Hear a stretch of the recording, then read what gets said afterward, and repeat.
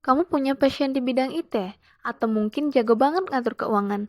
Nah, dengan rekayasa jasa, kamu bisa mengubah passion jadi bisnis yang menguntungkan. Jadi, pengusaha itu gak sesulit yang kamu bayangkan kok.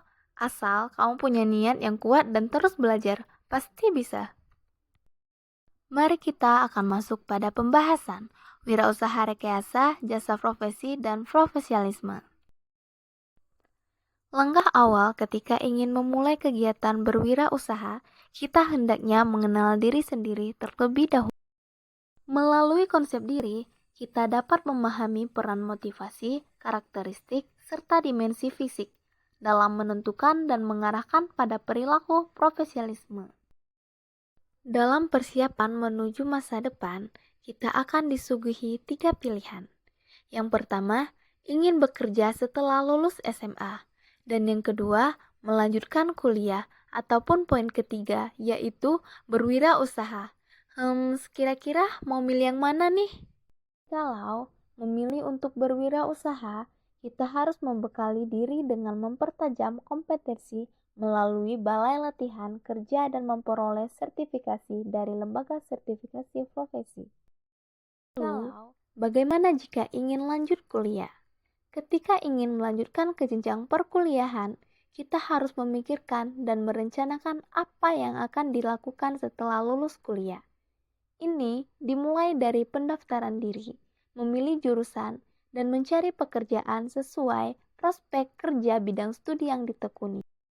Lalu, untuk saat ini, sektor jasa tengah mengalami pertumbuhan pesat yang didorong oleh perkembangan teknologi digital dan perubahan preferensi konsumen.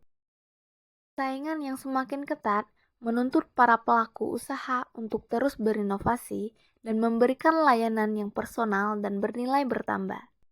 Profesional di bidang jasa idealnya memiliki keahlian khusus, kemandirian, dan dedikasi tinggi untuk memenuhi kebutuhan pelanggan. Potensi bisnis jasa tidak hanya terbatas pada sektor tradisional, namun juga meraba ke sektor pertanian, perkebunan, peternakan, serta perikanan. Lebih lanjut, industri kreatif digital, terutama games, pendidikan, dan media sosial, menawarkan peluang besar bagi pertumbuhan ekonomi. Untuk sukses dalam industri yang dinamis ini, diperlukan kompetensi yang komprehensif mulai dari kemampuan teknis hingga keterampilan interpersonal. Pengembangan usaha jasa secara efektif dapat dilakukan melalui berbagai strategi, seperti segmentasi pasar yang tepat, pemanfaatan teknologi, dan kolaborasi dengan pihak lain. Untuk promosinya, dalam era digital saat ini, promosi dapat dilakukan secara efektif melalui berbagai platform online, seperti website, media sosial, dan blog. Strategi online memungkinkan interaksi yang lebih personal dengan konsumen melalui gambar, video, dan konten menarik lainnya. Selain itu, promosi konvensional seperti iklan cetak, radio, televisi tetap relevan untuk menjangkau audiens yang lebih luas.